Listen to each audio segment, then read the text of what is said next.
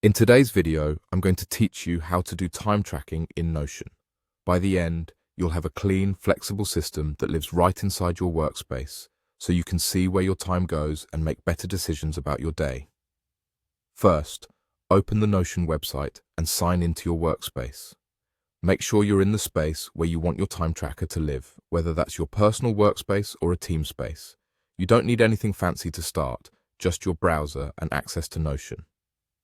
Next, find the Marketplace. You'll typically see it in the sidebar or top navigation. The Marketplace is where Notion gathers ready-made solutions from Notion and creators, so you don't have to build everything from scratch. Click Marketplace to open it. Inside the Marketplace, use the search bar and type time tracking. You'll see a variety of options, templates, databases, and sometimes lightweight apps designed for Notion. Browse the results, skim the descriptions, and pick one that matches how you like to work.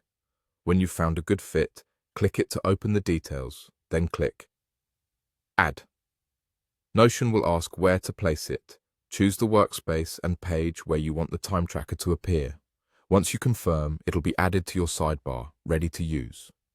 After it's added, make it yours. Rename the page so it's clear, and open the main database. Check the properties.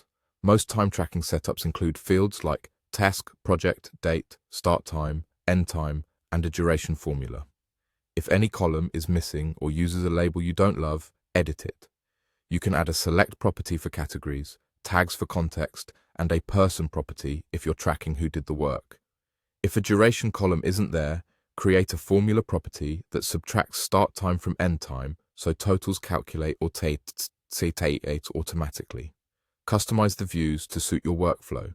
Keep a table view for detailed entry, then add a calendar view to see work by day and a board grouped by project or status if you like visual organization.